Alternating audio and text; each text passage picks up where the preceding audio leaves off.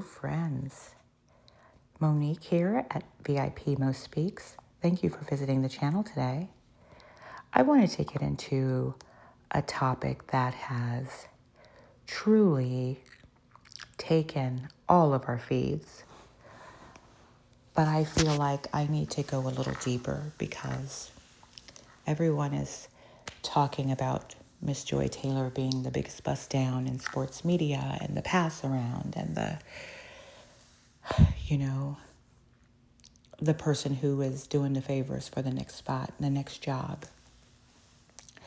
But is anybody looking at what happened to Joy Taylor? What's broken in Joy Taylor? Is Joy Taylor okay?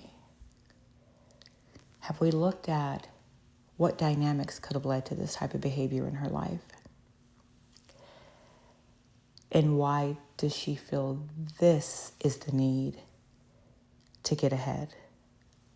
It really gets down to a lot of different societal things, Everybody, from the IG model now feeling like they have to be in the Ebonic word flued out, or I've got to have somebody that can take me to Africa, or I've got to find me a rich African, or I've got to go to Dubai, or I've got to be a side chick to a rapper, or I've got to be a side chick to a millionaire, and I've got to do all of this on Instagram with my body to get what I need.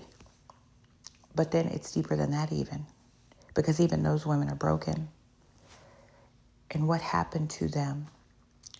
And don't assume that it is an unsuccessful woman that is not broken. That's the mistake that you would make. Some of the most successful people are as broken as a homeless woman in a shelter, because they did not find their healing. They did not go do the healing to get to where they needed to be, so that they're not continually doing these manipulative behaviors and these dangerous, repetitive behaviors and causing the collateral damages in their lives or their relationships. Think about her brothers that played in the NFL, how all of his friends who probably knew are laughing at him or talking about him behind his back, or the nephew whose season just ended and who's, a future NFLer. He would be the butt of the locker room, or how her siblings feel, or her mother. Think about those things. Just think about it. The Miami culture, where body first, scruples later, something happened. And I'm no psychologist, I'm no doctor, but I'm a woman, I'm a mother, I'm a wife, I'm empathetic, I'm compassionate, and I don't just look at the story of the day. I try to get to the deeper rooted issues. So I ask, okay, was this trauma? I know that trauma can have profound effects on people, how they perceive themselves, how they perceive others and their relationships. And when a woman uses their body as a weapon for personal gain and falsely claims abuse when caught, it can often be traced back to unresolved trauma. So let's talk about a distorted sense of power and control.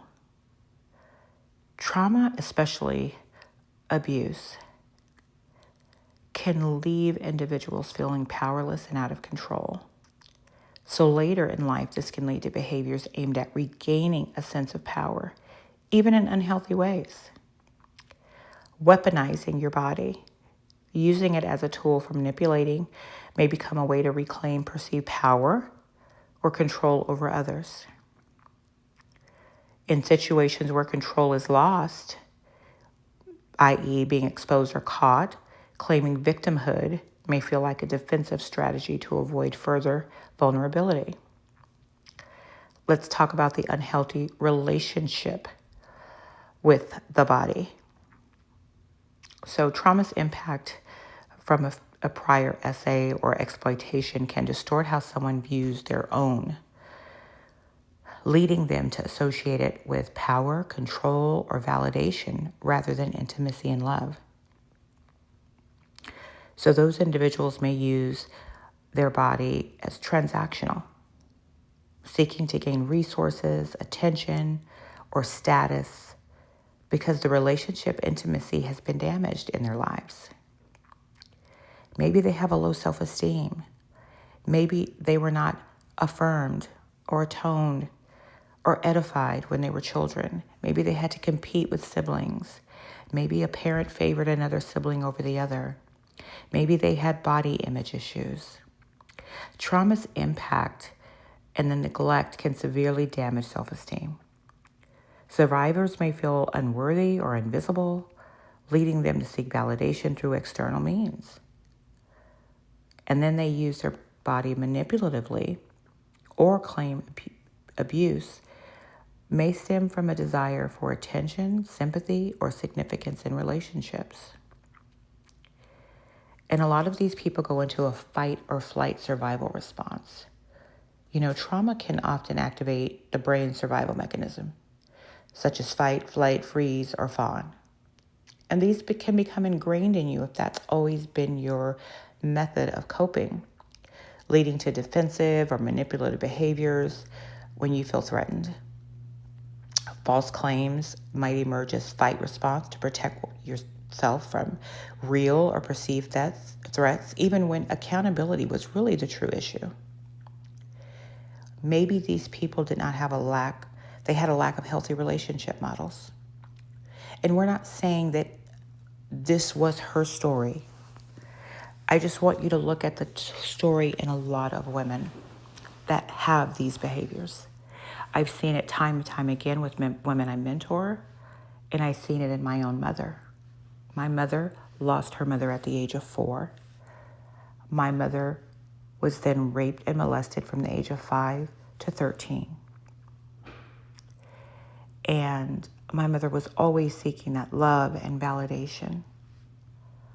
I had 5 stepfathers, and none of them were successful relationships. She just wanted to be loved, just loved unconditionally. And seeing it in real time, you can see what that kind of trauma and the impact later does to somebody. Let's talk about emotional dysregulation. Trauma can impair emotional regulation, making it difficult to process or cope with intense feelings like rejection, fear, anger. Manipulative or defensive behaviors such as using your body or false claims might emerge as an impulsive reaction to avoid dealing with any emotions. But how do we break these cycles when society makes it okay? There's professional therapy, building self-worth, learning healthy relationship skills, establishing boundaries, healing from shame, which is deep, and that requires empathy, that requires you to have compassion for yourself, that requires you giving yourself some grace. Releasing shame through self-compassion and processing past experiences can help people move toward authenticity and integrity. And developing coping mechanisms. Replacing unhealthy behaviors with constructive ways to handle stress and emotions. It's going to be essential for their long-term growth.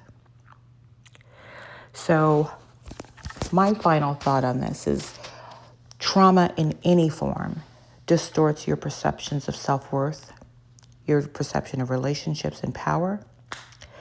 It often leads to manipulative or defensive behaviors, and healing those patterns requires you addressing the root cause. So I ask again, what happened to Miss Joy Taylor?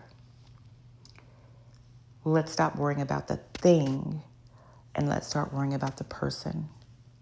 And then maybe we can start worrying about the many persons who are doing the exact same thing every day of the week. This is not new. It is not new. I pray for her family. I pray for her mental and emotional well-being.